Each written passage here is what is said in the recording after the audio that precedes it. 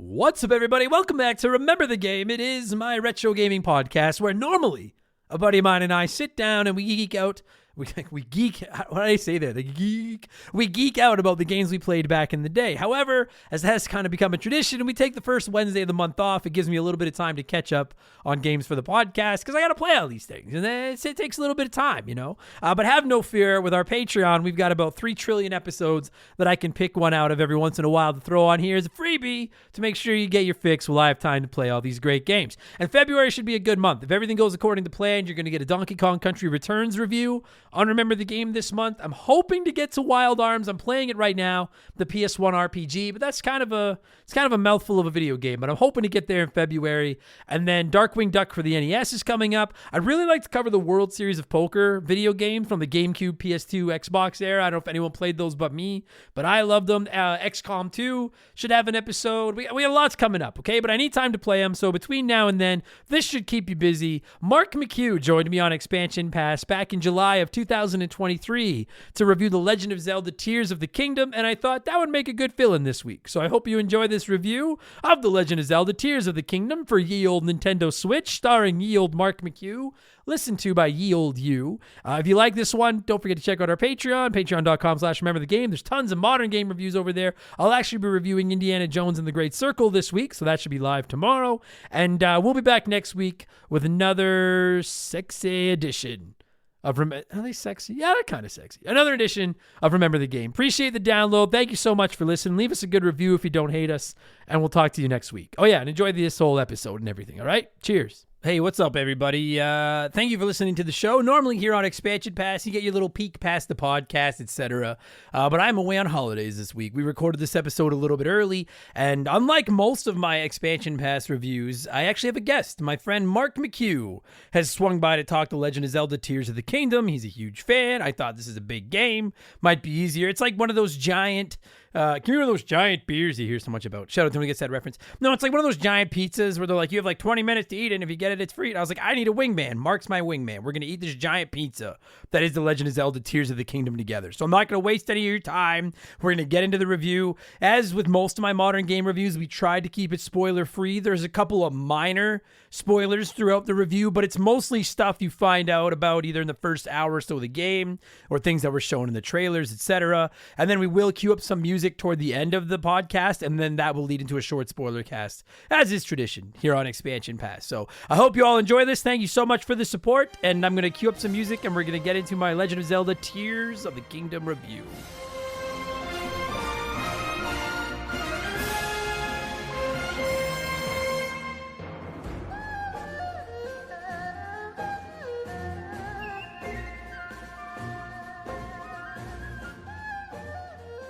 Okay, ladies and gentlemen, as I have probably mentioned, this is a very special episode of Expansion Pass for numerous reasons. Number A, I recorded it early, so there's that. Number B, I have a guest, and I very rarely have guests for Expansion Pass outside of our drafts. But this man was so goddamn persistent and so passionate about this game that I couldn't help myself. Joining me this week to talk. I texted you once about it, and you were like, "Yeah, we'll see." Yeah, you did. That's true. But still, that's as persistent as I've ever had someone be to come on Expansion Pass. So nobody cares about Expansion Pass. Well, then I'm glad to be here. Yeah, joining me this week is Mark. He probably dances like a Korok McHugh. I like that. Anyways. Yeah, fuck, I hate them. We'll get into that. That might cost them a perfect score in my book. I hate those Koroks so much. Mark, how's it going, buddy? It's going pretty good. I'm excited to be here. I'm excited to be talking about this game because it came out little under 2 months ago, and I finished it, like start to finish. Not once, not twice, Adam, but 3 times. Thrice. The elusive thrice. And that's where I wanted to start this. So, because as I'm sure our listeners know, there was at one time, Shaylee was discussion coming on the show, but Shaylee didn't finish the game. She was like, she's really just hesitant to be on the internet, which I understand. The internet is a terrible place But then I've been texting with you while I've been playing because I finished it once and I only finished it like a week ago. And then you were like, yeah, I'm done my third playthrough and I'm wondering if I can get in one more before Final Fantasy 16 drops. And you're also which is fucking hardcore. You're also the biggest Breath of the Wild fan that I know. So, and I want to make sure I make this clear to everybody. We are going to keep this 99% spoiler free. We may get into what happens story wise in the first half hour of the game. We might get into some of the powers you get. We won't tell you where you get the powers. We won't tell you we won't ruin anything that Mark, you and I were trying to find the line before we started this. If there's something you wouldn't have wanted to know before the game started, don't bring it up. I think that's a fair way to put it. Okay. But I want to start with with this, because I am going to be reading some comments from the listeners too. I want to start with just your general thoughts, because people have been writing in about how it compares to Breath of the Wild. Should they play Breath of the Wild first? Their thoughts about things in the game. I know what a giant Breath of the Wild fan you are. So just, Mark, the world is listening. What do you think? So I imagine that we're gonna be talking about Breath of the Wild a lot during this review because it's inevitable. You have to. It is the successor. Yeah. I think other than like a few things like Champion's powers, there's not a single thing. I don't think there's many things that Breath of the Wild did better than Tears of the Kingdom. I think Tears of the Kingdom just like took what Breath of the Wild did and was like, okay, well, we'll make this better, we'll make this better, we'll make this better. And it just is overall like a more fulfilling experience. Yeah, it's interesting because you know the Zelda franchise better than me, but I've played most of them. And I was trying to think, are the only Zelda games where two games take place in the same world? Is it just Link to the Past and Link Between Worlds and this and Breath of the Wild? I think it is. Majora's Mask and Ocarina of Time, are they in the same world? I didn't play Majora's Mask. Because Majora's Mask is in Termina, which is like an alternate version of Hyrule or whatever it is they decided to go with. Got it. Okay, so then this is only the second time in like 24 games that they've used the same world. And I'll say it, dude, Link Between Worlds I thought was magnificent because it was a literal sequel to one of my favorite games of all time, in Link to the Past. This one, I won't lie to you, dude. Coming in, I was excited, but I was also nervous because when Breath of the Wild dropped 6-7 years ago, I was saying this in the months leading up to Tears of the Kingdom, that was a revolutionary video game. And people can argue with me and say open world had been done beforehand and open world had been done bigger. Sorry if I sound scratchy, everybody. I've had a rough weekend. Don't get me wrong, love Skyrim. I don't think that like there's another open world game that touches Breath of the Wild until this one. I would listen to an argument for a couple. Admittedly, I would, but I think Breath of argument for Skyrim because it has like definitely better story. Sure. But I mean, as far as gameplay goes, I don't think anything touches either of these games as far as open world exploration goes. The one I thought of was Witcher 3. I think Witcher 3 is pretty spectacular. But nevertheless, Breath of the Wild was great. But the thing about Breath of the Wild was like what people need to remember, if you don't remember, that was a launch game for a fucking portable console.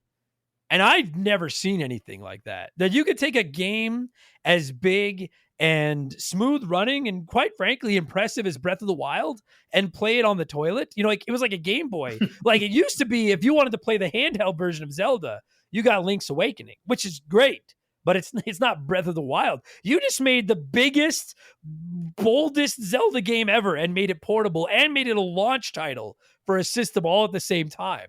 And that was fucking unbelievable when it happened 6 or whatever years ago. I was a little bit worried going into Tears of the Kingdom that it was going to be Breath of the Wild with a new hat. And I was like, I don't know if that's going to seem as... But she got a new hat, yeah. And I wasn't sure if it was going to seem as impressive now as it did 6 years ago. Do you know what I mean? Yeah. And then I'm like, if imagine Breath of the Wild never existed. And then Tears of the Kingdom or Breath of the Wild came out today, or like when Tears of the Kingdom dropped. People would think it was great. But I don't know if it would be considered as insanely revolutionary as Breath of the Wild was 6 years ago.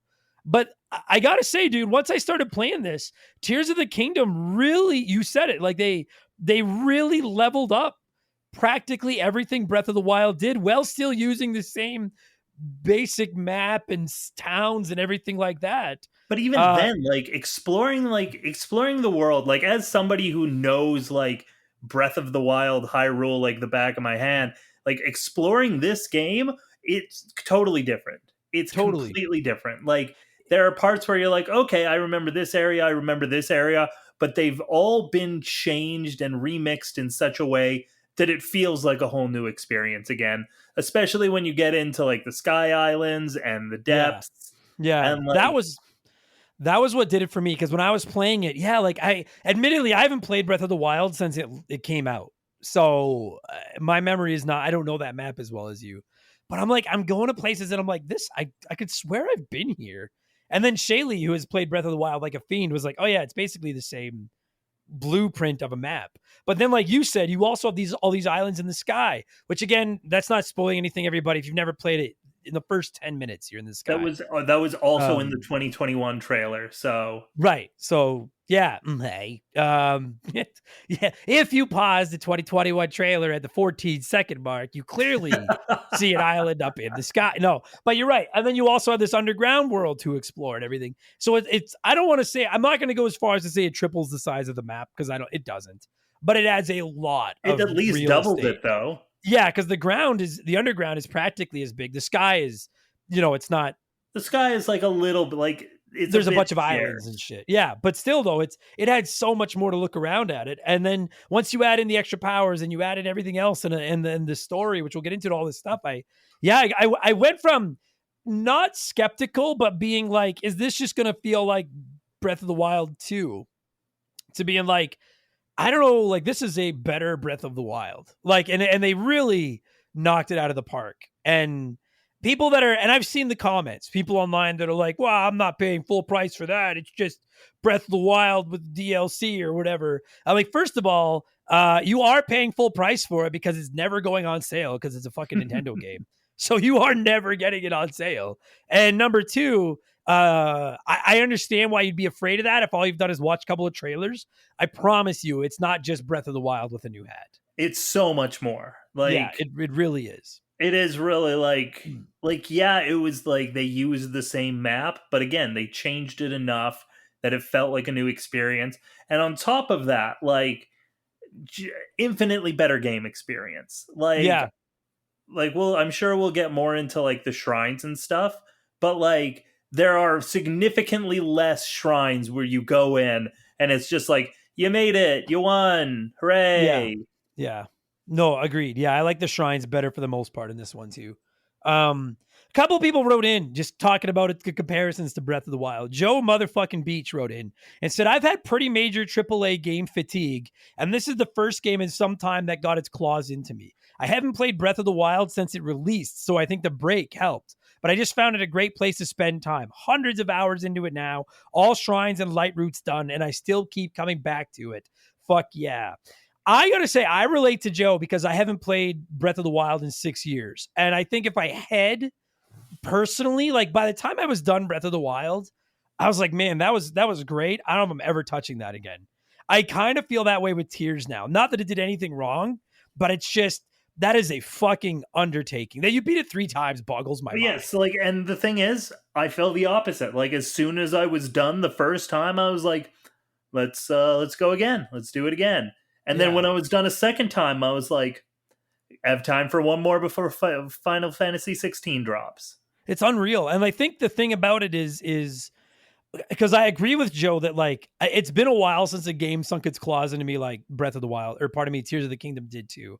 I got so hooked where every chance I had 5 minutes, I was like, I'm just gonna go walk that way 30 feet and see what I find. Like this world is so packed And you'll with find something. yeah, and you will, unless you get a guide or dedicate hundreds of hours to your life to it, you will not find everything on one playthrough. Like you will not. It's insane. I think why I shy away from playing it more than once is just knowing that like I put 70 some hours into this for one playthrough. Mark, I'm not dude, outside of sports games and Tetris, I can't tell you the last time I put 70 hours into a game. Like it's fucking, that's insane. For Well, and it me. earns, and it's like it earns that 70 hours. Like at Yeah, I no didn't want to point, rush it. at no point did I ever feel in this game like, oh man, can we just wrap this up already? Hmm. And like some of those like longer games, like even some of my favorite games, like some of those longer JRPGs, like your Personas or your Final Fantasies, there does get to be a part where you're like, okay, this has got to be just about done now. I Yeah. never got that with this game. I did right at the end, but only, and I can't say why without spoiling it, but because I was texting you about something that happens at the end of the game and where you need a certain commodity and I didn't Yes. have it and I Okay. was Yeah. fucking pissed off. But I agree with you. I never felt like I needed to rush it or anything. This is an ad by BetterHelp. A band once said, "Work sucks, I know." And I think most people agree with them. Workplace stress is now one of the top causes of declining mental health, with 61% of the global workforce experiencing higher than normal levels of stress from their jobs. And while walking away from your job might not be an option, taking a little time every day to focus on yourself and your mental health can make a huge difference. I know in the summer I try to get outside every day, get a little bit of sun, and just enjoy the outdoors. It really helps. At least until my allergies attack, and then it's ugly. It's important to take steps to combat work stress, and therapy can be a huge one. It's not just for overcoming trauma. Therapy can help you define work goals, set some work boundaries, develop coping skills. It's like a cheat code for life. And if you're thinking, man, I'm too busy for therapy, well, look into BetterHelp. They make therapy as convenient as possible. You can meet with one of their over 30,000 therapists online and on your schedule, just like over 5 million people around the world already have done. As the largest online therapy provider in the world, BetterHelp can provide access to mental health professionals with a diverse variety of expertise. Unwind from work with BetterHelp. Our listeners get 10% off their first month at betterhelp.com/rememberthegame. That's BetterHelp, HELP.com/rememberthegame. We've had some great partners over the years here at Remember the Game, but I don't know if any of them have hit home for me quite like Hometown Hero does. No pun intended. Don't start. It's a transparent, honest cannabis company that helps people and gives back to those that have served their country at the same time. I mean, come on. As soon as I read about these guys, I knew I wanted to work with them. Hometown Hero is a cannabis company out of Austin, Texas, and they were founded back in 2015 by a U.S. veteran. They have two goals: create premium hemp products that can help everyone, and to support veterans by donating a portion of those profits to organizations set up to take care of those who have served. Hometown Hero products are of the highest quality, and everything they offer is made right there in the U.S. of A. Gummies, caramels, chocolates, drink mix. There's something for everyone. And what's more, their hemp is grown locally in Texas, which is something they should and do take a lot of pride in. And they offer certificates of analysis for everything they sell because they want to be clear that their products are as advertised, both in terms of potency and ingredients. No contaminants, you get what you pay for. Just how they conduct business is enough to get my good eyes' attention. But when you circle back to the fact that the company was founded by a veteran and they put such heavy emphasis on supporting veterans, this isn't just lip service. I'm not reading a script I was given here. I'm proud to have Hometown Hero associated with Remember the Game. Reclaim your evening. Visit hometownhero.com and use code RTG to take 20% off your first purchase. That's hometownhero.com, code RTG for 20% off your first purchase. My favorite hot dog wrote in and said, "So here's my take. This is an amazing game, objectively better than Breath of the Wild. However, it just didn't make me feel as alive as Breath of the Wild did when I played it for the first time. So when I'm choosing which I like better, do I choose the objectively better game or the game that made me feel the most alive?" And that's interesting. And I wonder if the reason my favorite hot dog feels that way is what I was saying. I do think if there's, because I think Tears of the Kingdom is a better game in practically every way. I think the one thing Breath of the Wild holds over it is that it was the first one. It was kind of revolutionary, where, in my opinion, whereas the second one, well, great, didn't blaze any trails. It just did what the first one did better. Yeah, and I think there's something to be said for that. I remember when Breath of the Wild came out, like the whole month before, like that was my entire life was just anticipating Breath of the Wild. Like Yeah, I was that excited for this game. And like with Tears of the Kingdom, I didn't feel the same excitement. I didn't Um either. I Yeah. said like I was excited, don't get me wrong. I was stoked for this game, but it wasn't like as all encompassing as Breath of the Wild was. And like, I remember like one of the happiest moments of my life, which I don't know if this is a sad thing to say, but like one of the best moments of my life was that E3 where they dropped the first full trailer for Breath of the Wild. And there's just that moment after showing us what this game is going to be, just that moment where like it says Legend of Zelda, and then just like a wind, like you just see the wind blowing across the screen, and it revealed the title, Breath of the Wild. And I'm like, holy shit, that's the title of the game. What a great fucking title for this video game. And I didn't feel that with Tears of the Kingdom. Tears of the Kingdom was just like, okay, that's what the next game's going to be called. That looks pretty cool. Yeah, I agree with you. I wonder if part of that is just like, it's just like, I don't mean it in a negative, sense, but like it's a sequel. And I don't know about you, but like I can't help but go, like Last of Us Part 2, I was so excited, but I also was like, I was more excited for the original because I'm like, now I've been there. Do you know what I mean? And it's like, and Tears of the Kingdom, I agree with Hot Dog. It is a better game, but it also felt like I've been here already.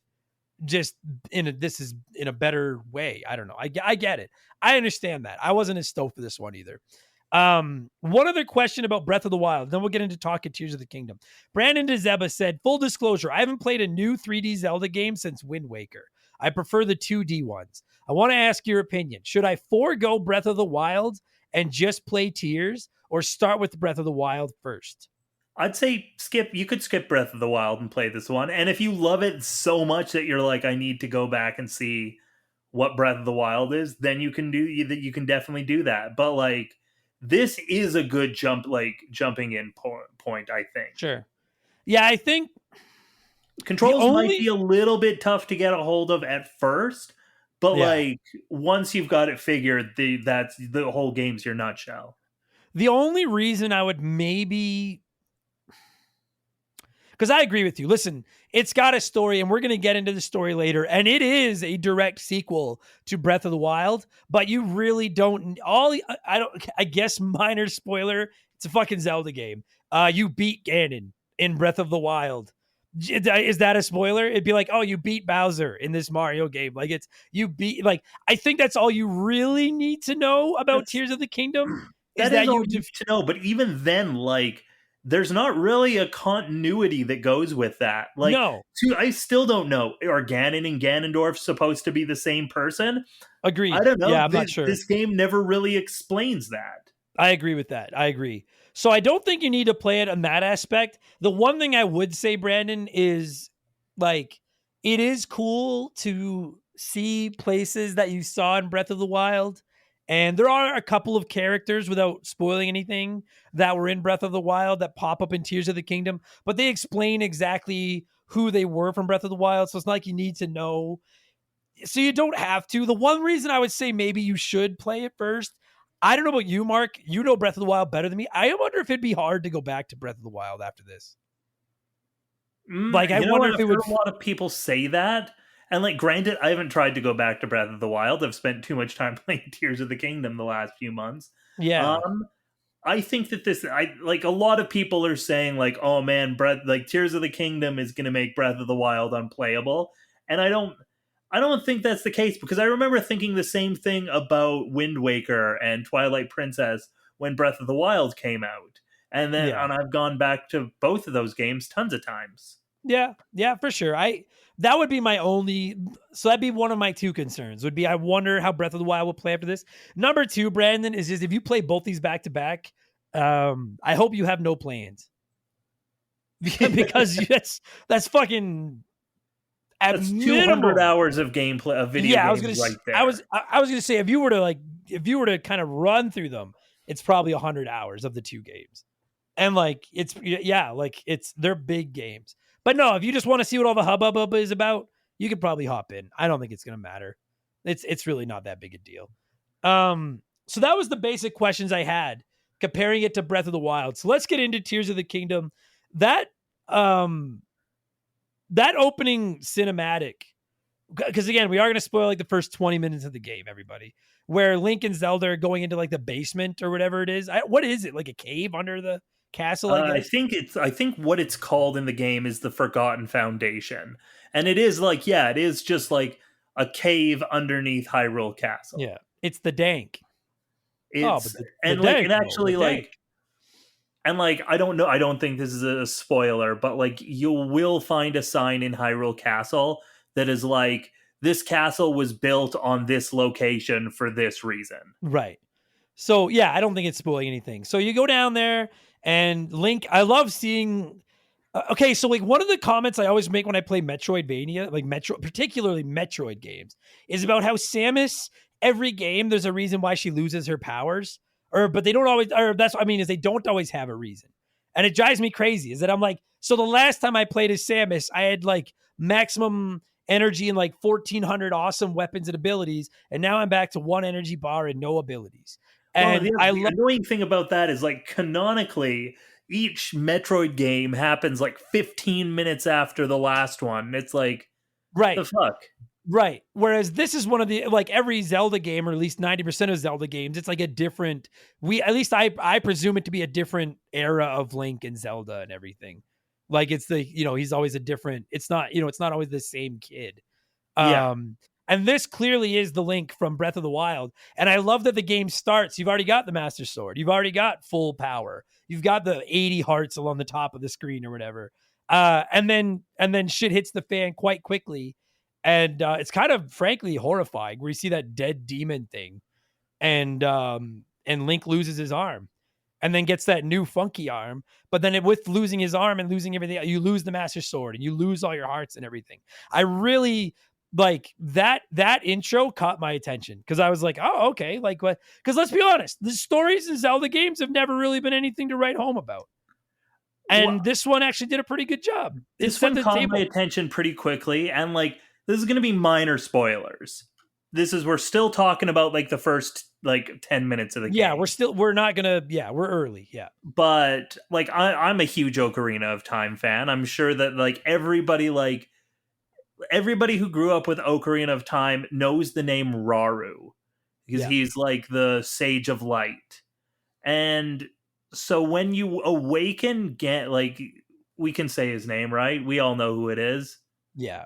Yeah, when Well, you we know awaken Ganondorf. Yeah, Ganondorf in the basement, he wakes up and he's just like, "Oh, you're Zelda, you're Link. Raru put his faith in you." And you're like, "What the fuck? Raru's going to be a character in this." And they explain like how Raru is a character, but it's cool. It's cool yeah. that they've brought back and like Raru is not the Raru from Ocarina of Time, and they make that clear very early on. But it's cool that it's like, ooh, we're bringing back this character, and there's like a new incarnation of him. Yeah. So right away you're like, what the fuck are you talking about? And it catches your eye. And then as you play through the game, there's it's for anyone that's played either of these games, like the map is full of fucking, for lack of a better term, collectibles. But they're not the lame collectibles. Well, I would argue the Korok seeds can be pretty lame, but most of the other collectibles aren't.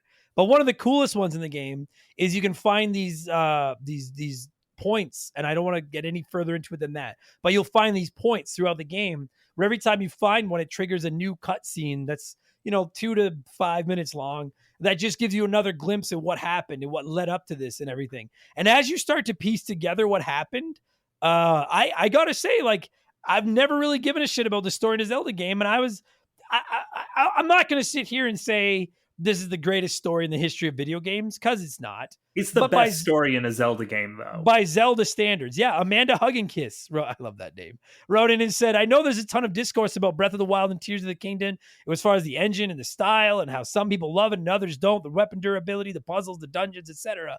But I want to give a shout out to being the first Zelda game to ever truly care about story. I feel like every past Zelda outside of one or two is a very generic hero's journey story. Tears of the Kingdom is by far the best narrative in the franchise, and it deserves massive credit for that.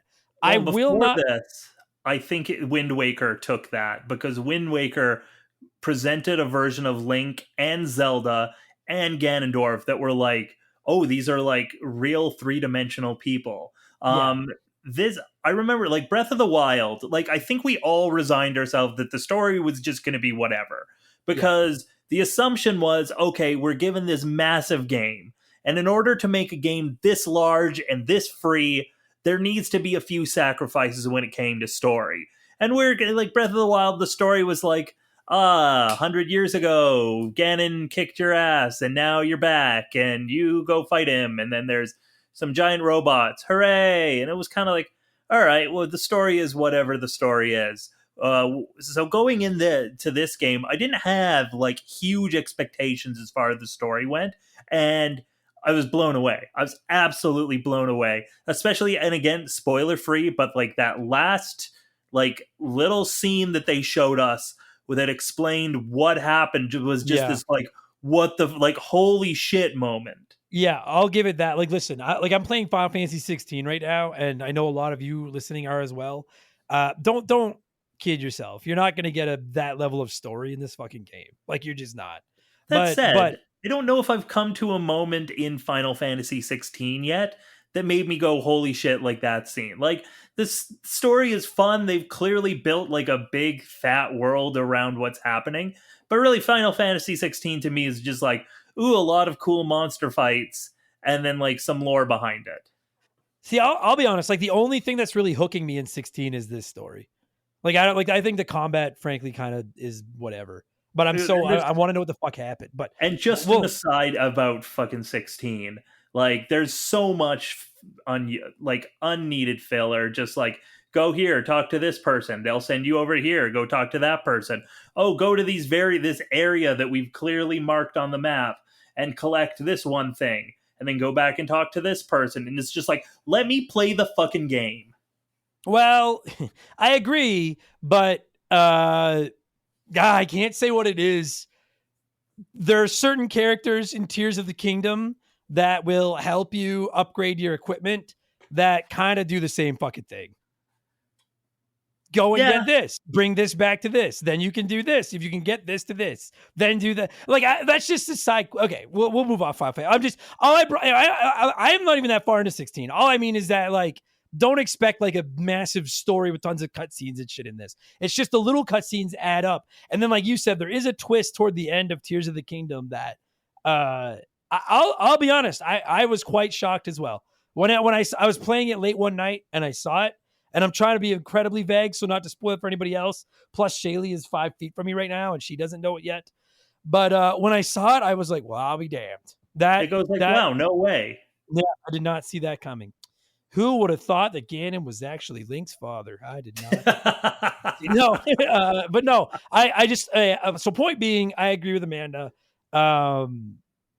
It was interesting. And admittedly, dude, what I think they do brilliantly with this game is, unless you're tackling the main quests, or unless you're finding these collectibles that are giving you the little cutscenes, giving you the breadcrumbs of the story. And what I like about those is you find them out of order. So you can find like the 13th one and find out something that happened, then find the second one. And you're like, so what the fuck happened in between? Like, I like that it's just feeding to you these little crumbs. And so it's like, whenever you want to focus on the story, go after some of those collectibles or work on the main quest. Whenever you just want to explore and upgrade your equipment and do shit like that, then the story doesn't even matter. There really is no story to it. You're just going around exploring. But what I really did like about that is, like, yeah, you can collect most of them in any order, but there's the one like holy shit moment that you have to see last. Yeah. Yeah, it's at the end. You have to see all of them before you get to the like point of the story. Yeah, really well done. Zach Shepard wrote in and said, I'm going to get roasted for this, but I'm not loving this game. I'm at the first dungeon and I keep forcing myself to play it. As a very story-focused gamer, the gameplay alone hasn't been enough to keep me playing. I guess I'll play through Mass Effect for the 18th time instead. Mass Effect is fucking awesome, by the way. And the reason I read that comment is because I like to see both sides of the coin. Plus, I did want to just, Zach is right. If your primary interest in a video game is story, then like, maybe, I'm not saying don't play this, but don't play it just for the story, because while it is better than any Zelda story, it'd be like if the next Mario game had a story to it. It'd be like, well, the bar was so low that anything counted. You know what I mean? Realistically, like 10% of this game is story. Yeah, that's great. Yeah, agree. 100%. Yeah, agreed. And that's where the hook story, is. But it's like only 10% of the game. 100%. Yeah, agreed. Now, one of the things that came out, I don't remember who said it now, but one of the things somebody brought up was the breakable weapons. And this is very much clearly the Breath of the Wild engine just expanded upon. So if you found the original Breath of the Wild like unplayable as far as the constant breaking weapons and stuff like that, which okay, if you found them unplayable, I'm not gonna lie to you, you probably won't be able to enjoy Tears of the Kingdom either. I also think people blow that a little bit out of proportion. I find it to be a nuisance at times, but I don't find it to be the game breaking system that See, some people make it out to be. and I never had an issue with the like it was weird. It's definitely weird that all of your items are now like disposable items. But I've never had an issue with it just because both games give you enough like the original games like gave you enough weapons that it was like I never like I always had too many weapons. So I was never worried about using them because I had more in like the fucking pouch. And the same kind of thing happened with this game, but there's a different layer to it this time. Whereas in like Breath of the Wild, you would just get weapons and that was it. This time they gave you like shitty weapons or like half of a weapon, and the idea was you were supposed to fuse it with something to make a new weapon. And they Yeah. always gave you enough items to fuse with for the whole weapon degradation thing to never be that big of an issue because I always had so many horns and so many like of those like those robot pieces and so many like fangs that like never was like in danger of running out. Yeah. Yeah. So one of the small things we are going to spoil on this show, and I don't think it's that big. We're not going to tell you when you get them. We're not going to talk about everything you can do with them, but we are going to quickly talk about some of the powers that Link gets in this game. And one of the powers that I'll be honest with you, dude, the first little while that I had this power, I thought like, I mean, you've played this game more times than me, minus the one power that I don't even know if it's optional or not, but if it's not optional, it's the one with the purple hands. I don't want to spoil what this one is because like you may not. I don't know if you have. I don't. You might be able to miss that one, You can totally but miss it. it doesn't really matter. I didn't find that one very useful. All the other ones you get pretty quickly, so we're not ruining anything that you don't get in the first couple hours of the game anyway. Mark mentioned it. This fuse ability. I went from being like, that seems kind of stupid. What's the point of that? To realizing how useful this is. Because, like Mark said, one of the irritating things about Breath of the Wild is like, oh man, I only have 3 swords and then I've got 8 sticks. And it's like, so I need to save my swords and use these fucking sticks. Well, these sticks break every 3 fucking seconds. With this game, you get the ability to fuse practically anything onto the end of a stick to make it from like a level 4 weapon to maybe like a fucking 18 or 20 power weapon just because you put a horn on the end or a rock on the end or another weapon on the end, which I always thought was like you could take a spear and put a second spear on the end of it and have like a 12-foot long spear. And the combinations are practically endless. And it's fun. I enjoyed the fusing thing. It was a lot of fun trying to see what kind of weapons you could come up with and these crazy combinations and stuff. I liked it a lot, actually. Yeah, I guess that's my whole point. I I also agree liked, with you. and I also liked that you could attach things to your arrows this time. I mean, it was a little bit annoying because in Breath of the Wild, you just had bomb arrows and fire arrows and ice arrows that Yeah, you could just like open and use anytime. Whereas this time, before fusing them, you had to like, or before using them, you had to like open a menu, fuse it, and then like you could fire the arrow. So I guess the one thing I would change, and the one thing that maybe Breath of the Wild did do better, was having like a set of bomb arrows and having a set of like ice arrows. And like it might have been cool that like you could still do the fusing, but like it'd be cool if you could have like a set of pre-made ready to go ice arrows, like ready to go fire arrows, stuff like that. yeah. I gotta say that might be my biggest qualm, for lack of a better term, with this game. Was I don't find the controls to be that bad, but the one thing I did find irritating, dude, there's one temple or shrine or whatever they're called, like where there's hundreds of them. There's the one you find where basically you just have to throw shit at enemies to beat them. And I had to look up how to throw things because I'd never thrown them before. And it didn't, you have to hold the right trigger, then hit up, no, then find an item, hold up or something like it's Frankly, it's a little messy, and that's It the same way was as a when you. little like they didn't really explain it well enough. No, I don't think they did. I was frankly not overly impressed with that. I And mean, then, it like was you cool that said, you could do it, and it like did make things certain parts of the game easier that you could throw things instead of having to attach everything to arrows. But you're right, like they didn't explain it well enough. no, I found it to be frankly like, yeah, kind of annoying. You know what? I personally, for throwing things, I would have preferred if you know how like you can use the right D-pad and you'll either scroll through your swords or your bows depending on which one you have equipped. I would like it if you had nothing equipped and hit right. If you would bring up your items, and then as long as you pick an item, if you like say you've got 50 bombs in your pouch, when you have no item equipped, you hit right, pick the bombs, and then you just have bombs in your hand and you throw them until you're out of bombs.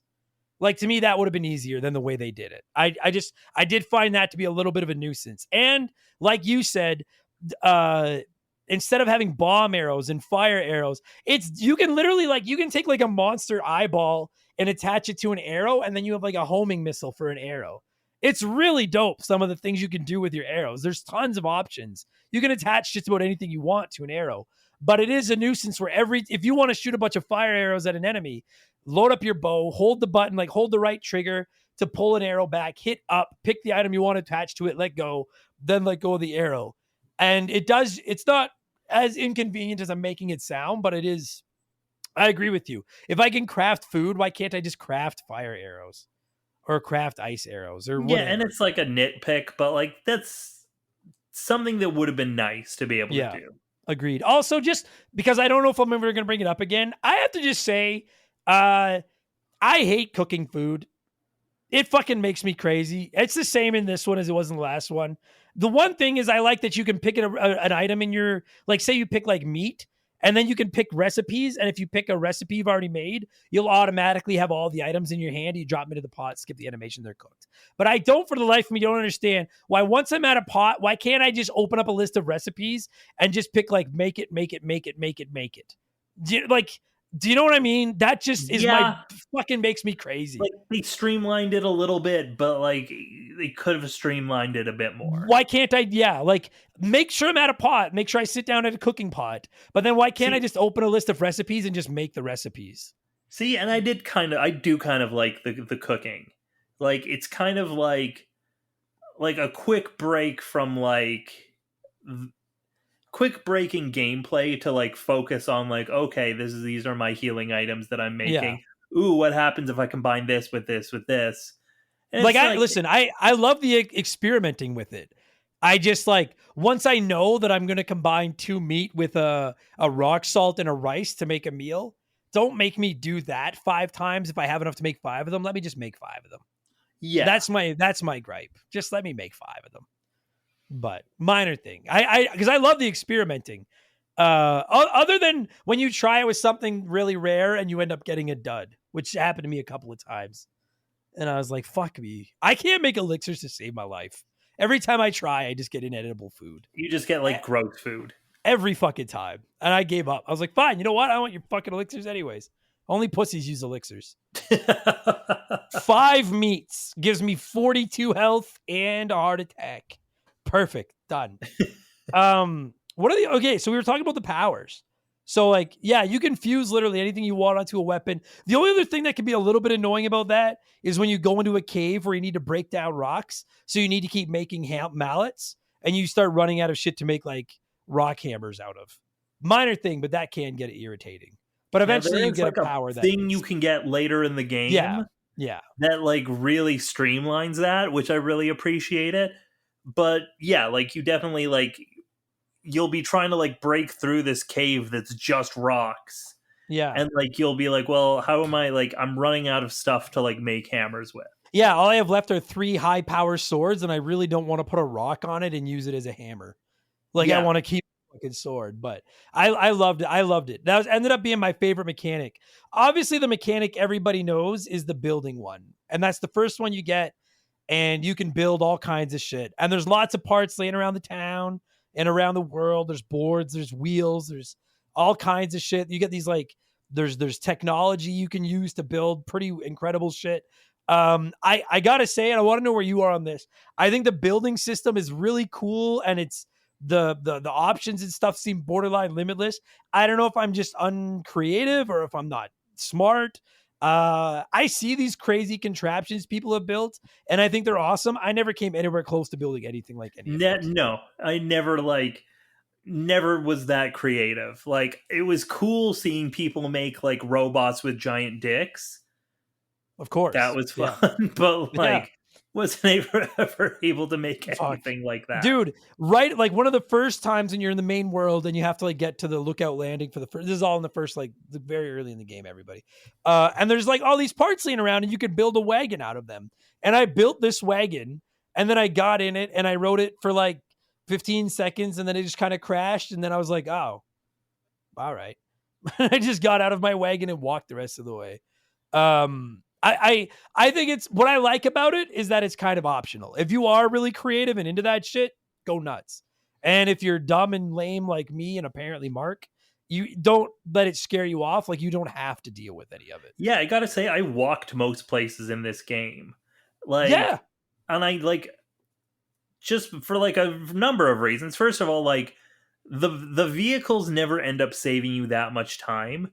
Like even if and like yes, there's a way that streamlines the building later on in the game, but like even if you're able to like build a vehicle really quickly, it's still like, oh, you have X amount of battery before this runs out, and then you have to get out and walk anyway.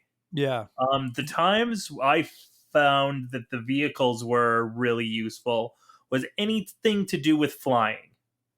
Any flying vehicle ended up being really useful. Anything on the ground, I never really bothered with. Yeah, I agree with the flying. I also found water traversal sometimes to be pretty handy. Making like a boat or a raft or something and letting it fly across instead of trying to swim across. I Yeah, found that that kind of too. useful too. Yeah, agreed. But when it was on ground, I agree with you. I just walked, dude. And every time I called my horse, I don't know if I was just never close enough. I don't think my horse came once, and I had a great horse, but I only ever got him if I went to a stable and got him out. He You never know, just came and when I whistled. in this game and in Breath of the Wild, I so rarely would ever use the horses. Yeah, Just because it's like, ooh, you could get from point A to point B quicker, but it's like, well, that kind of defeats the purpose of the game because like these games are not about like go to point A, go to point B. It's like, okay, go to point B, but on the way you're gonna find point C, D, E, F, G as well. yeah, yeah. I get on my horse and I'd be like, all right, I'm taking my horse and I'm going here, and then within 10 seconds I see something and I'm like, oh, what's that? And I get off the horse and then I don't know what happened to him. Yeah, My and then poor it's horse. like, okay, well now you have to climb this mountain in order to Yeah. get to this thing you've seen, and I'm like, okay, well, sir, sure glad I have a horse with me right now. Yeah. Sorry, Hoju. That's the name of my horse. Sorry, buddy. What are the other ability? Oh, the ability to shoot up through the roof, like shoot up through roofs and ceilings above you. I gotta say, going into this game, I was skeptical that that would work outside of like very limited areas where it would clearly be marked for you to use it. That works almost everywhere. I'm Everywhere, so yeah. impressed. I'm so impressed with how many times in this game you can shoot up and swim through the ceiling or the roof above you. It's Like fucking I get the insane. feeling that that was probably a good chunk of the development of this game. Yeah, Was you just might be making right. sure that that didn't break the game. Because it doesn't. If you can't go up because there's something blocking it, it just says no. But I would say far more than half of the time, like probably 75, 80% of the time, you want to shoot through a ceiling or shoot through whatever's above you, it'll let you. It's really, really, I was very, really, you can't do a lot of creative shit with it, but it was really, really impressive. I quite enjoyed that. And then I will lie to you, dude, I didn't use the rewind feature as much as I thought I would. Oh I man, like there's so I used it a lot Yeah, because Shay uses it there a are a lot. lot of puzzles you can just cheese if you can use that rewind function. Yeah, that's where I like, and basically, again, everybody, if you haven't played it yet, like you can basically rewind anything that you made move or that moved. Like you can't move like enemies backwards, I don't think.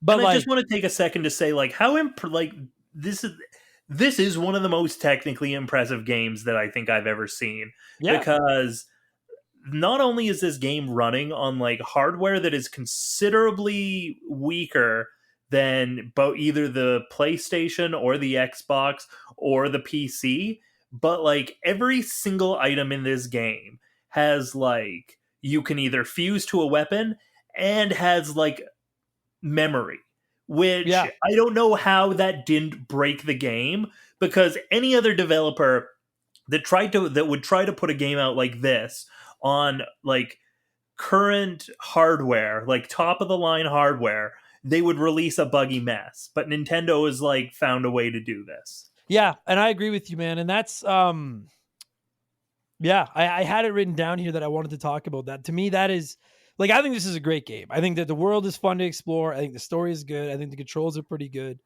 Minus I think that throwing thing is fucking stupid, but whatever. To me, by far, the most impressive aspect of this game is how flexible they are with what these abilities can do. The sheer amount of stuff you can build, you can weld together, you can make rewind, you can shoot through the sky and go into other areas of that all of these powers work, and they work so often, and they work so creatively with so much in this giant world. And like, dude, I'm playing the new wrestling game right now, and in my second match I fell through the ring and got stuck and had to quit the match. And I played 80 hours of Zelda, and in a game where it would be so easy for it to have Skyrim style bugs where you're constantly stuck in walls or falling through shit or whatever, I did not run into one glitch in the entire game. Now, in my few run throughs, I've run into like one or two like moments where the game will just stop for a second. Like maybe you're falling too quick for the game to load, which doesn't happen that often, but will happen sometimes. But Oh, that's okay. Yeah, yeah. really about it. Yeah, I just feel like it cannot be understood, especially in an era where we all are fully aware that games are released broken and then they fix them later. I was shocked at how well this game worked. Well, and And here's I've the said thing it. about that. Do you remember last year when they made that announcement that the game was going to be delayed Yeah. to like spring of this year?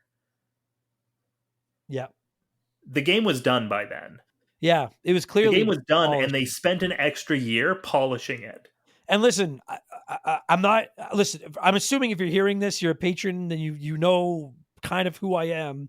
I've never hidden the fact that I'm a Nintendo fanboy. I'll never hide that fact. I've also not hidden the fact that, like, I don't think Nintendo does everything right, and I'll question them when I think it need be. But the one thing I've said on this show for years, and I will continue to say, is that first party games developed at Nintendo, they work. And Nintendo just doesn't release broken games. And I know people are going to point out Pokemon Scarlet and Violet. That's Pokemon. I was about to mention Pokemon Scarlet and Violet, which on a side note, I thought were very fun games. I just Sure. wish that they were finished when they put them out. But those also weren't made by Nintendo. No, Like, that's Game Freak. that was You Game know? Freak and the Pokemon Company. That's what I'm saying. When it's Zelda, when it's Mario Kart, when it's Mario, when it's Donkey Kong, when it is those internal Nintendo made them games, they work. I think that is the one thing about it. People can criticize that their names never go on sale, that their hardware is too old, that the games don't have voice acting, which I agree. I think it's 2023. They should probably have voice acting. I'll hear tons of that Nintendo doesn't listen to their fans. That doesn't give us the old games we want. I'll echo that till the cows come home. Nintendo still doesn't realize that non-dial-up internet is an option. I get Nintendo does a lot of stupid. I agree with Paper all Mario of that. should be fucking Paper Mario again. Yeah, agreed. Listen, yeah, Nintendo does a lot of stupid things, and I'll hear all of those. But much like I'll praise PlayStation for what they do right, and I'll praise Xbox for what they do right, I will praise Nintendo when they do something right. Nintendo doesn't release broken games. They just don't. And I cannot. I'll be honest with you, dude. When we get ready to score this thing, the single biggest reason it's getting such a good score from me is because I love puzzle games, and there were so many puzzles to be solved and it wasn't one way to solve them. You could use the rewind to solve it. You could weld shit together to solve it. You could just cheese it somehow if you could figure out a way. There were some where I couldn't figure out how to get to them. So what I did was built a contraption and then shot up through the roof of to the top of my contraption and then just jumped across and got out that way. And it was clearly not the way they wanted you to beat it, but they put all these options in there. We're like, hey, we'll make sure they work for you. And I was so impressed with the way that the different powers in this game worked with each other and never caused problems. I can't say it enough. Yeah, polish out the ass, man. It was really incredible. I Yeah, can't imagine what testing this game must have been like. I And imagine like, I fuck. imagine that a lot of it was just like, okay, well, this part, like, there's a bug here, there's a bug there, like, because a game like this, like, so, like, even before we mention the insane mechanics of this game, there's so many, like, there's so much potential for bugs in a game like this. Yeah. Yeah. Look at, And again, then you add on Skyrim. top of that every single item can either be fused or has like muscle memory. And it's like I don't know how they made this game Yeah. It's run shocking. on the Switch. Shocking. So Gary Zielinski wrote in and said, I can't say I cared for building things with the Ultra Hand. I'm not creative, so I audibly groan every time I have to build something. Other than that, I enjoyed the story plot much better in this one. And yeah, I just wanted to say, of the 4 powers, Ultra Hand, you have to use it. The putting shit together one, you have to. But it was the one that I probably used on my own the least. And I see the people that are crazy with it, and I'm like, good for you. I'm not good enough. I Now can't that build shit. said, the side stuff that I really enjoyed doing was there's a dude named Addison who you'll come across a bunch in the game, and he's always like holding a sign, and he's trying to keep up a sign, and you have to use Ultra Hand to like find a way to prop up this sign for him. And I Yeah. love that. I always thought that was so fun. Yeah, I thought those were clever little puzzles because some of them were super easy, but then some of them you had to get pretty funky with them. And it really, same thing. It was almost like a science experiment where because like eventually, once you propped up the sign, you tell him to let go. He'd let go and stand there, and I think it had to stay standing for like 2 seconds, and then you were golden. And you could do it however the fuck. If you wanted to, I'm sure you could just go around this world and collect a ton of rocks and weld them all together and place them under the sign. And as long as they hold that sign up, you win. It doesn't matter how you do it. But Well, I and there's agree. one I of I those like those signs where too. that's clearly the solution because there's just a bunch of there's not any building supplies nearby. There's just a bunch of rocks. Oh, I don't think I found that one. I never found one that didn't have building supplies beside it. That's funny that that actually existed. There's also like Uh, one in like one of the snowy mountains where like you have to like get a snowball underneath it. yeah, it's really creative. But the way like the rewards suck more often than not, but it's just the solving the puzzles that I enjoyed. Now on the note of powers, and I don't want to ruin what these ones are, but in addition to all the powers we just told you about, which again you unlock fairly quickly as you play through the game, you finish dungeons in loose terms, and we'll get into that in a minute. But you finish like some main dungeons, and as you finish those main dungeons, you get these extra abilities that you can use. And so Impressive Beans wrote in and said, I don't think this spoils anything, but how they do the special powers is a bit frustrating. If you're creeping around to stalk something or you're in the heat of battle and then one of the powers gets used accidentally and fucks up all your rewards or whatever. I'm changing your statement a little bit, Impressive Beans, just to make it very vague. Beans said, I know you can shut them off, but sometimes I forget when things get crazy and it can be frustrating. There's certainly a necessary evil in this game. I agree with that. These extra powers that you can unlock, at times I found them so useful and so awesome, particularly the one that has to do with the air, and that's all I will say. But at other times, I found them just a bit of a nuisance and frankly a little bit hard to use. Like, because you couldn't just assign them to like a button on your controller. There's something else you had to do to use them. And at Yeah, times I found it to be a bit of a nuisance to use them. for me, I turned them off until I needed them. Me too. Yeah, me too. But then even Um, when you need them, like if it's in the heat of battle, like you get, and again, I'm trying to keep these super vague. The power that is related to your arrows. That's really useful in battle, but it's a pain in the ass when you're in a really hectic fight and you're trying to get the prompt to use it. Do you know? yes, I'm trying to because say it vague, like, like you said, you don't just map it to your button. There's an extra step you have to do to use it, and that yeah, did get a little bit like again, like it's a minor nitpick, but like I did like in Breath of the Wild, like you could just hold the button and jump into the air, and for Rivali's Gale, I missed the simplicity of some of yeah. those. Like overpowered abilities you got in Breath of the Wild. Yeah, I agree. That was the one I agree with in Beans. Like the powers are great, and particularly I thought one of them was completely useless. The other three I found useful at various times, but trying to use them was a bit of a pain in the ass. Fuck, we're already at almost an hour. We should get the ball moving here. Another thing I wanted to talk to you about, Mark, was probably the biggest complaint outside of the breakable weapons about Breath of the Wild, admittedly somewhat of an issue for me as well, was that there was all this focus on the shrines or whatever, and it really got rid of the traditional classic Zelda dungeons. This one, because in Breath of the Wild you had the Divine Beast, which I gotta be honest, I thought kind of sucked. And in They this were one, fine. They did their job, but like they did their job. But as a Zelda, as someone else that's played a lot of Zelda, my favorite part of a lot of Zeldas is the big 6-7 floor dungeons and solving the puzzles and stuff like that. They kind of bring them back in this one. I would have liked to seen a couple more, but for those people that were like, I want my traditional Zelda dungeons, I don't think there's enough in this one to fully quench your thirst and bring it back. But I definitely think they heard that criticism and tried to, at least to an extent, bring those back. this is the very like for me, like, and I didn't have much of a problem with the Divine Beasts. They were never my favorite.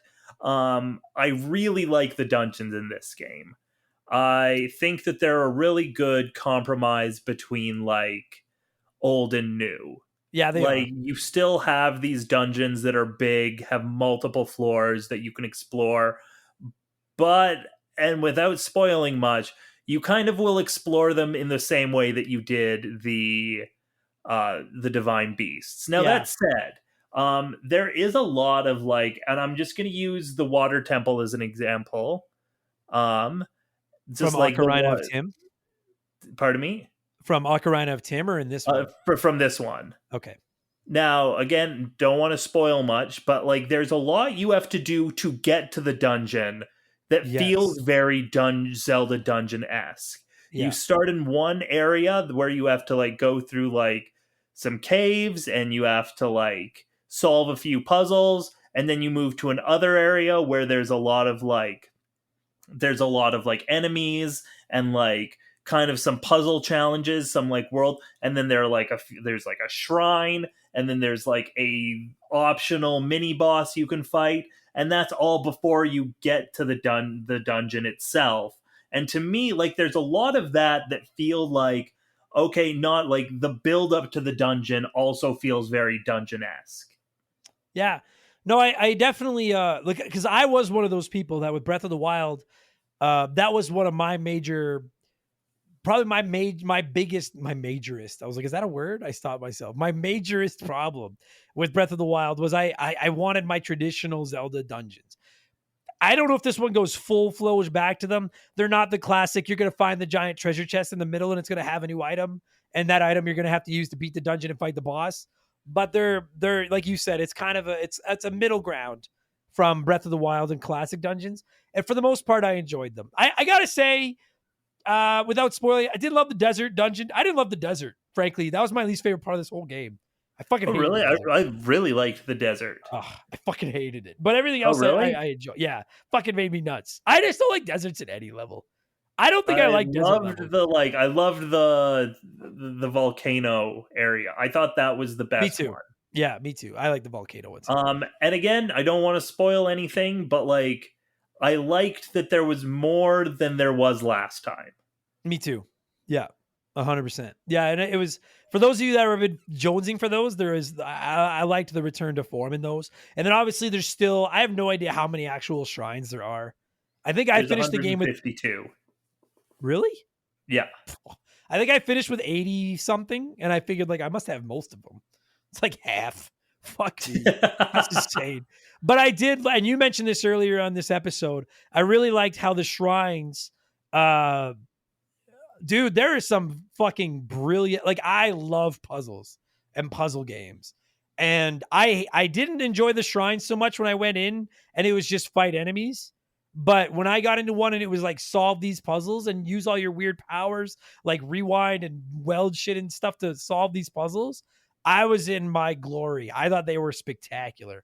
I loved even the shrines that were just about combat were so much better than the combat shrines They were in Breath better. of the Wild. Yeah, Because Breath for of the sure they were. Wild was like, ooh, go into a room, fight a robot. It's either going to be easy, medium, or hard. Whereas this time, like, they do this thing where, like, not only do they give you a combat shrine, but they take away all of your gear.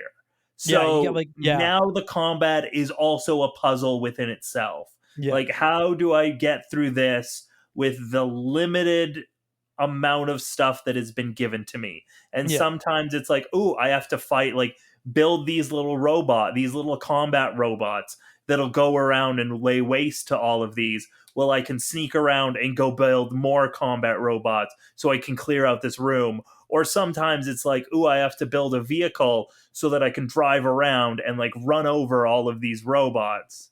yeah. Or It like was just really, it was much better thought out this time. they definitely were. I like that they start you with like a basic stick with like a power of 3, but then you kill one enemy with the stick. The enemy drops a blade. You can attach the blade to your stick, and now the 3 is a 13, and you can go around and start fucking shit up. I definitely better than the other ones, but I still would just prefer the puzzles. I love the puzzle shrines. Dude, and the puzzles in this game were really, like, they were really fun and Yeah, really cool. And yeah. There were some genius ones. Like there was some where like when I finally solved them, I was like, I am not dumb. That felt good. Like some of them made you like they're not like for those of you that are like, yeah, but they're all just basic. Like some of these are. There was a couple that took me a good like 10 minutes, and I had to like look at them and play with shit and figure it out. yeah, some of these took me a long time to figure out. Me too, because I didn't want to look anything up, and they were Yeah. awesome. Yeah, I really enjoyed it.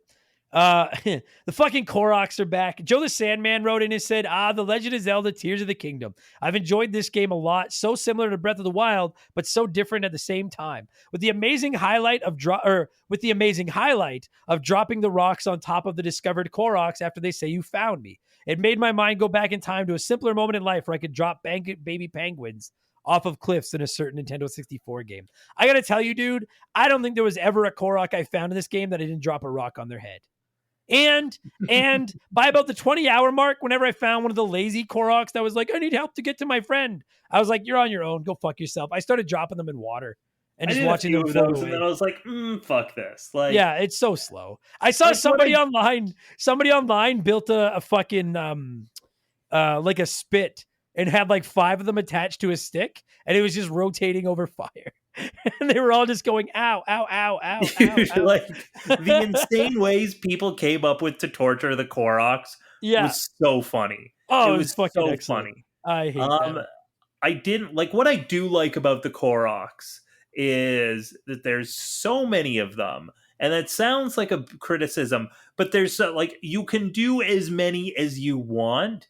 Mm-hmm. But if you see a Korok puzzle where you're just like, I'm not into that, that doesn't look that fun, you can skip it and there will be something more your speed coming up within the next like few minutes. Yeah. And the cool thing is that the reward for getting Korok seeds is neat, but not really necessary.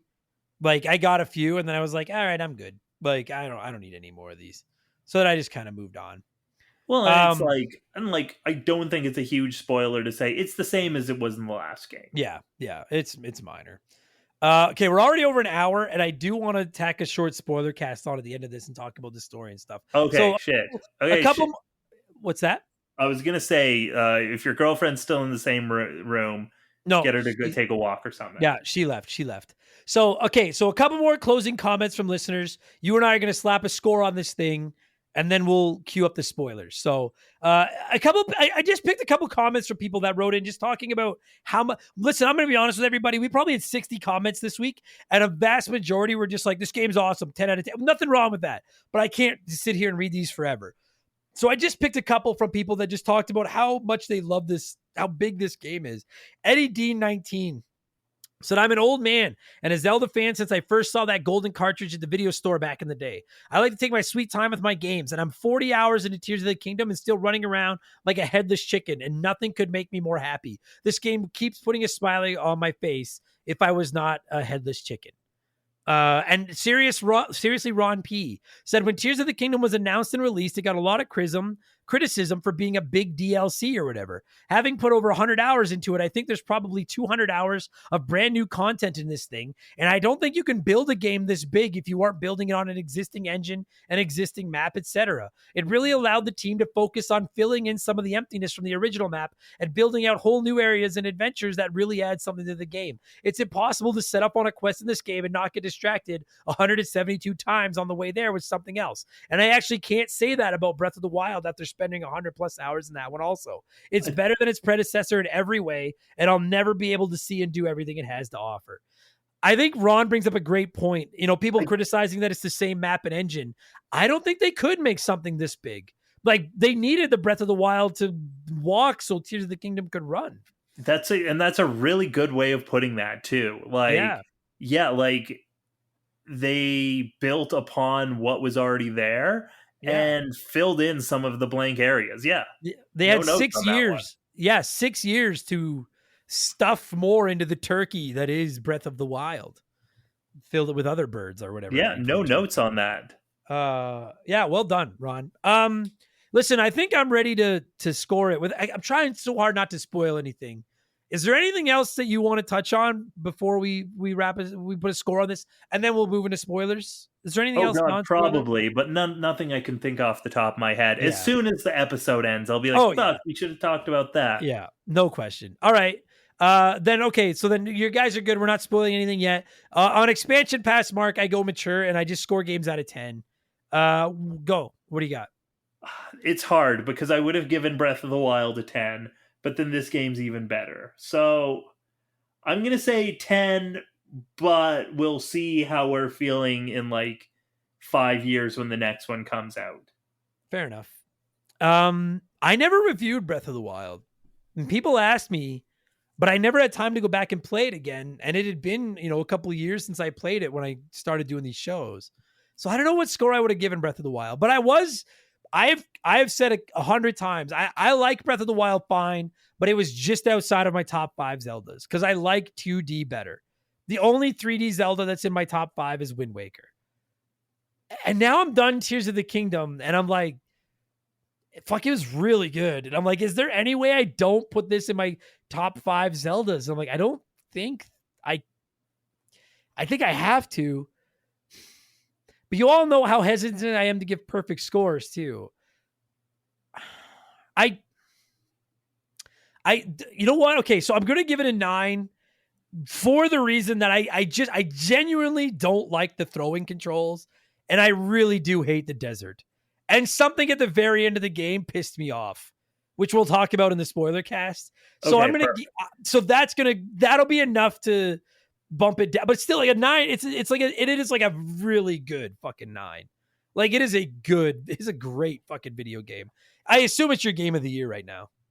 I don't see anything catching it. Like, again, enjoying Final Fantasy 16, but it doesn't come close to this. I don't see Spider-Man catching this. Maybe Starfield, but like even then, I don't know. It's probably my game of the year right now. I really want to give it to Resident Evil 4 remake.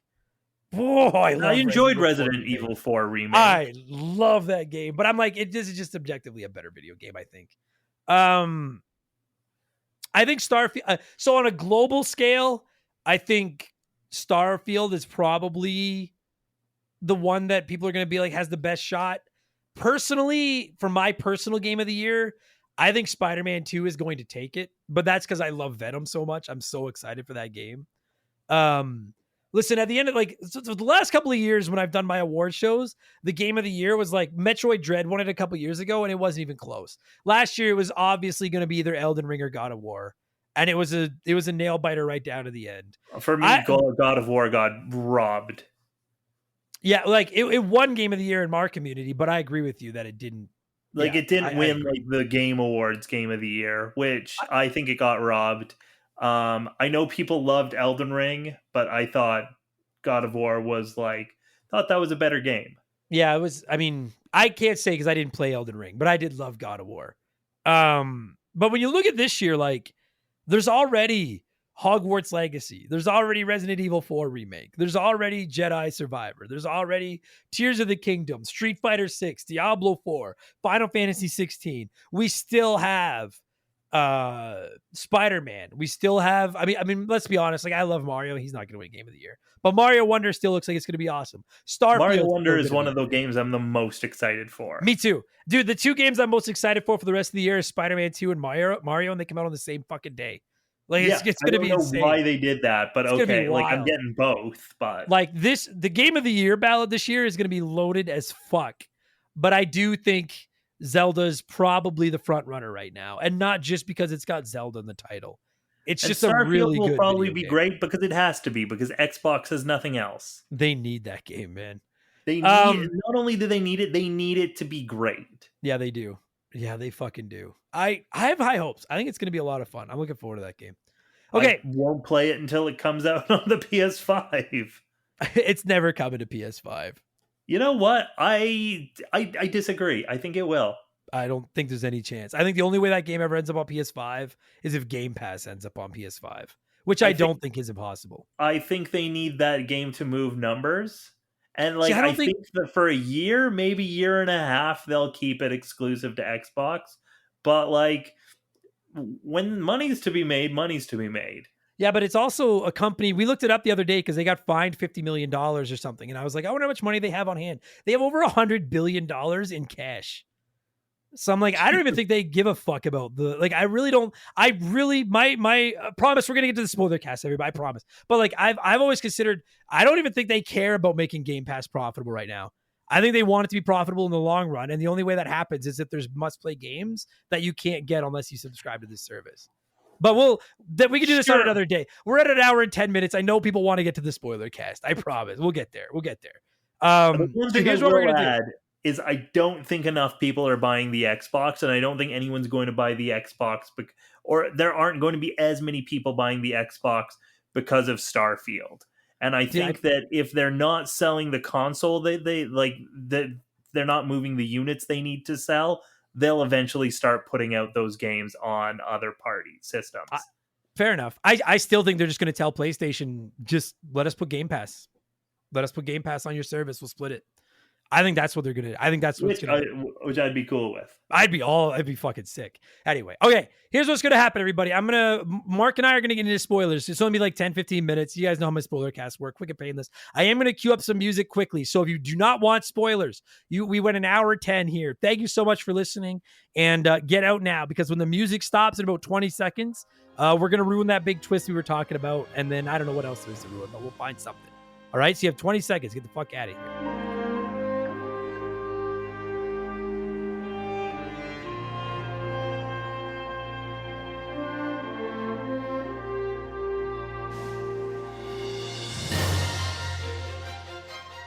Okay, this is your final warning. All right, this is it. Spoilers are starting in 5, 4, 3, 2, 1. Mark, how the fuck was that? I'm trying to say it quietly because Shaylee's across the hall. You say it. I'm going to close my door. You say it. Okay, so a lot of things. First of all, the first point I want to make here in the spoiler cast is it is abundantly clear that the rest of the Zelda timeline doesn't fucking matter when it came to making this game, because they threw it all out the window. Mm-hmm.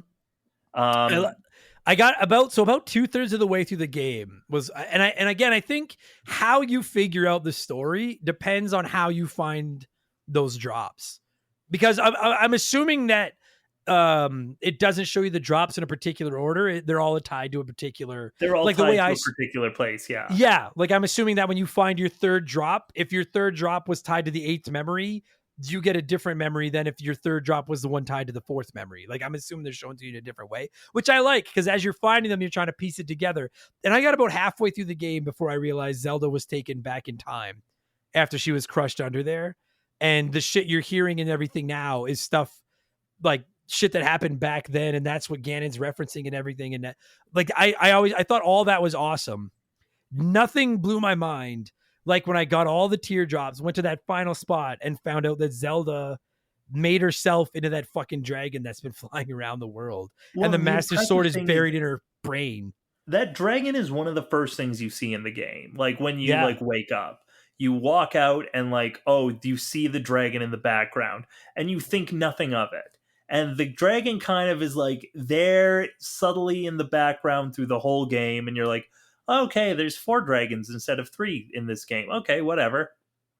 Like it And then doesn't ever occur to you that that's significant.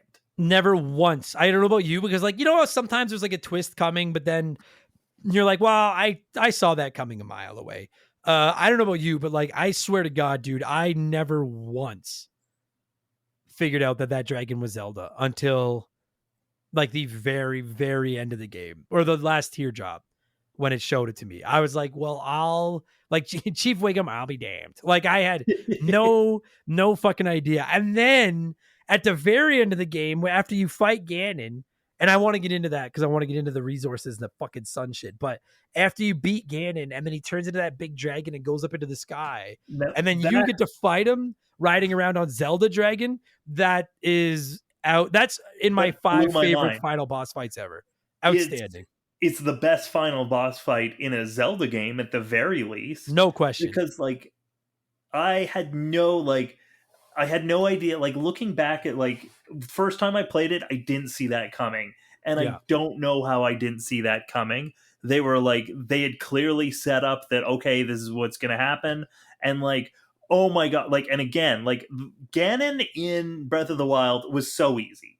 It was like especially if you got all 4 divine beasts, He was a like dud. they'll just come in like they come in, they shoot lasers, and that half takes care of it and then the rest of it is easy enough to do with like the champion's powers that you've collected throughout the game. Whereas in this game, Ganon doesn't fuck around. It's a 4-stage fight. The first stage, you have to fight his army. Second phase, you have to fight him. Third phase, you have to fight him like super powered up. And then in this fourth stage, you fight him as a dragon. And I didn't see that coming like at all. And it was fucking insane. Like the whole time was extremely stressful because as you mentioned you have to have a certain like you need those Sundelion meals because Oh, you will run out of hearts. dude.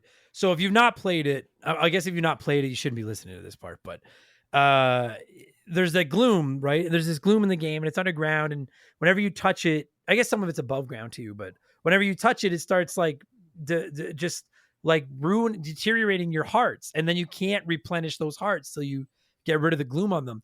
And the first time I played this game, I thought through the whole final underground. I just basically ran, like you said.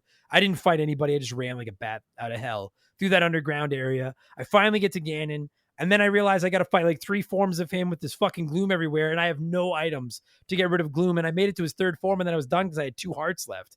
And then I go back above, and I'm trying to make fucking items to stop gloom. And then I finally looked it up, and I'm like, oh, I need Sundelions, which I'd had earlier, but I had made them all into anti-gloom options, and then just used them while I was exploring underground. So then I'm running around the overworld trying to find Sundelions so I can make some fucking anti-gloom. And I finally messaged you, and your tip did pay off about going to this guy over the volcano. But fuck me, was I pissed off. And frankly, that did cost it a point for me because it made me so angry.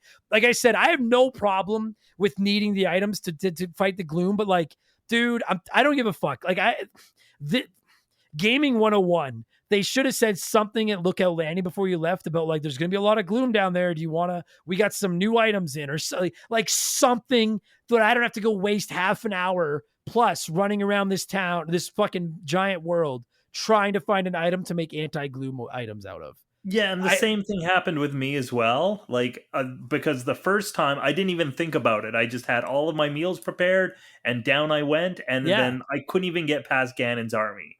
I kept getting my ass kicked there. So I was like, okay, well, guess I got to go find a bunch of these Sundelions. And yeah, for anybody who's in the same position that I am, go to the the Sky Islands above the volcano region because Yeah. that's where most of them are. Yeah, I think I found 12 there, and I was able to make 3 good meals out of it, and it was enough to get me through that fight. But God, it was new. Like I've warned Shaylee, like I was like, I'm not spoiling anything for you, but she showed me because Shaylee is a hoarder in this game. Shaylee's got like 40 Hoard those Sundelions. Yeah, I was like those 40 Sundelions, you protect those like your life depends on them because at some point it's going to. I Like was like, anybody I do know not who's waste playing those. them, that's the only thing I'll tell them is like, make sure you are hoarding Sundallions. Ah, and that is a legitimate. Like, am I wrong? Like to me, that's a legitimate criticism. They should have been like, they should have had them for sale or like. I'm not saying make the game easy, but like, if you know I'm gonna need these and I've had no prior inkling that I needed them, just make them accessible without having to go on a wild goose chase. That's all. Yeah, I think That that's irritated fair. me. Like, You especially know, like if they had them for or like Sundallion meals available at Lookout Landing, that would have been a nice little touch right before the final boss. agreed. Yeah. Um, Another thing that's a little bit spoilery that I wanted to talk about quickly was the 4 powers you get from the 4 uh gods or whatever the fuck they're called. Uh am I crazy or did like because I thought the water guy was the coolest one because the Zora domain is always my favorite area in a Zelda world. But like, is his power not completely useless 90% of the time? It's pretty useless, like outside of the dungeon that he's in, because Yeah. like as soon as you beat that dungeon, that gets rid of all that sludge. Now, yeah, like now the one thing I just thought of that I didn't try, can it wash away gloom? That's a good question. I don't Like, I think wonder if when so, you're but I didn't try that. like when you're fighting Ganon, maybe you could talk to him and get him to spray the gloom away. I don't know. Cause like the bird that blows you along when you're flying through the air is so invaluable. I left him on the entire game. Also the best fighter of the group because he's got his little bow and arrow, and I that bird is a lifesaver. That was a handy one. I really liked the gore. Like I really liked Yunobo. His like especially when it came to clearing out caves. Yeah, But I yeah. hated that like he didn't show up when you were underground. Ugh. Drove me fucking. I was like, this is literally where you're the most useful, you big dummy. And he's not fucking here. And then dude, once I got a hold of that lightning arrow, I never left home without it. That thing was a godsend. The only That problem, one and that's was what I was super talking about. useful. Yeah, the only problem was that again, I have no problem with having it to have a recharge, but trying like, and you're in a massive like a big fight. I'm trying to find her to talk to her to trigger that. That's where I was like, it could use a quick key. You Well, know what I especially mean? in Like, that last fight against like Ganon's army, where you're yeah, just like, okay, you're on the opposite side of the battlefield where I need you. yeah. I'm So now now I need being to wait for attacked this by thing to these like, re-dead things. yeah, and like, and if she's on the opposite side, even once you do manage to talk to her, you need to wait for that big bubble to spread across the fucking pain in my ass. But easily the like, yeah, to me like the bird and the lightning arrows were the most useful, and then the rock guy was fine, and then yeah, Zoro was kind of a little bit useless, but coolest looking one of the 4, but kind of And I useless. never ended up using Minoru, like the fifth sage's No, power. me neither. The giant robot. I kept forgetting I even had it. The only time I used it, and here's another cool spoiler thing we can talk about. The only time I used it was in the fight against the Yiga clan. What's his name? The The leader there, the leader of big the guy. Yiga clan. Yeah, I I don't liked know that names. he was back, and I liked the boss fights that they put together for him. Yeah, yeah, he had some great boss fights. I would And they argue that were, his boss fights were better than some of the like big boss fights, like the dungeon boss fights. and that's the other thing I want to talk about. The boss fights are actually back. Like Breath of the Wild, the boss fight was like, here's one version of Ganon, here's another version of Ganon. Whereas this time they're like, no, no, no, we've got like actual boss fights this time. Yeah, agree. Yeah, did you have a favorite? Because I know what my favorite was. I'm curious. Ooh, that's a good question. I really liked the big rock spider you fought with the rock guy, and then you Yeah, had to like shoot the the rock rock guy Doma. like, yeah, and you had to shoot him like up and around the ceiling to like knock him down to fight him again. I Because liked that. But I think my favorite might have been the one in the Wind Temple. That like giant like sky spider. oh the that was the first one I beat. I'm trying to remember because I wasn't it like a big dragon and you had to like break glass in its back or something. Yes, Yeah, exactly. yeah, that was a cool boss fight too. I agree. Yeah, yo, the boss fights I thought were great in this game. I really enjoyed them. Honestly, the only boss fight that I found at all irritating in this game actually was the third form of Ganon when there was like 8 of them, and I was like, man, this makes up for what a bitch he was in Breath of the Wild. Like I found that fight actually hard. And I Um, really liked like because you throughout the game you would come across these Phantom Ganon fights, yeah, but I really liked when you get to the end of Hyrule Castle and there's 5 of them that you have to fight all at the same time. I thought Yeah. that was a really cool fight. And I like that And they I were really, dropping those gloom weapons that were like super powerful, but also took away your health while you were using them. yeah. I loved that. I thought that was dope. I really liked that Hyrule Castle was like a proper dungeon this time around. Yeah. Oh, I agree. Dude, side note, when I had to get into Hyrule Castle near the end of the game there, fuck me, I felt stupid. I probably spent half an hour trying to figure out how to get up to that castle. And I was like, why? I'm like, I hate looking shit up. I was like, I gotta look this up. And they're like, just go to the tower and look out landing and shoot yourself up in the air and fly over. And I'm like, I've literally been doing that the whole game to get to places. Fuck, I was mad at myself. I was like, if you ever look something up and you're like, I know as soon as I look this up, I'm going to be mad at myself that I couldn't figure this out. And that's what it was. But the Fuck thing is, me.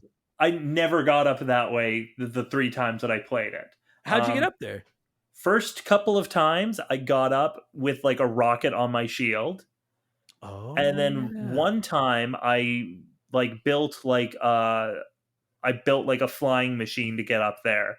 And it didn't occur to me until just this moment when you said that I could just have shot out of the right. Okay, that makes me feel better then that you didn't think of it either. I was like, when I Googled it, I was like, are you fucking kidding me? You son of a bitch. Anyways. All right, listen, we're at like, this has been an hour and a half of a pod. This might be the longest expansion pass ever. You're welcome. I think I'm good. You good? I'm sure there's shit we missed. People are going to write in and be like, you didn't talk about this or this. But the most annoying dungeon, I think, in the game, and this is the last thing I think that I have, is the one that you find in the depths. And it's like the last dungeon. Oh, where you need to build the big robot person? You need to build the robot. It was a cool concept, but I found it kind of annoying. Truth be told, dude, I liked the depths, but the nonstop follow where the statues look started to irritate me after a while because those statues fucking go forever. Forever. But you know what? The depths didn't like, and I liked that the depths were mostly optional because I didn't spend a lot of time down there. Truth me neither. Be told. Yeah, no, same here. Me neither. I liked the sky and above ground better. I liked that it was down there though. Like I loved finding the Yiga clan and like that side quest that was down there. But other than that, I didn't fight like because if you go down there, you can refight like all of the bosses from the big dungeons down there again. And I think that's cool, but I never did it. Yeah, the only one I found was the guy from the fire one. And I fought him again. And he was handy because he drops those pink exploding rocks like that. Like clearly the Gorons all had a drug problem. Like that's what it was. Like they were all hooked on like crystal meth was what it was implying, right? Like that they were all eating those rock meats. Oh yeah. I was like, this is like Breaking Bad shit right here. This is Breaking Bad. Yeah. But if you weld those pink exploding rocks of his on weapons, they turn into fucking bad. Like they are powerful. So I was loaded up on those. I carried those most of the games. I was so scared to use them because I didn't know if I'd ever get a chance to make more. Oh man, I didn't know that. Yeah, they're fucking deadly. But that's what I mean. Like we could go on forever and you tell me something you didn't know. And I'd be like, wow, I'll tell you something that you didn't. There's so much to, if we missed your favorite thing, I'm sorry. It's been an hour and a half. We fucking tried. We hit on everything. Dude, we hit on as much as we could. It's again, like I put 200 hours into this game in 2 months. Yeah. It's fucking huge. What a great video game. Buddy, listen, I rarely bring guests on for expansion pass, but I think this was the right call. This was a lot of fun. So thank you for doing this. It's been a while since you and I talked video games. We only talk Simpsons now. I know, right? So, thanks for doing this. And I guess I'll talk to you again in a couple of days when we record the next Purple Monkey dishwasher. Yeah, I imagine we'll talk then. Awesome. Thanks, buddy.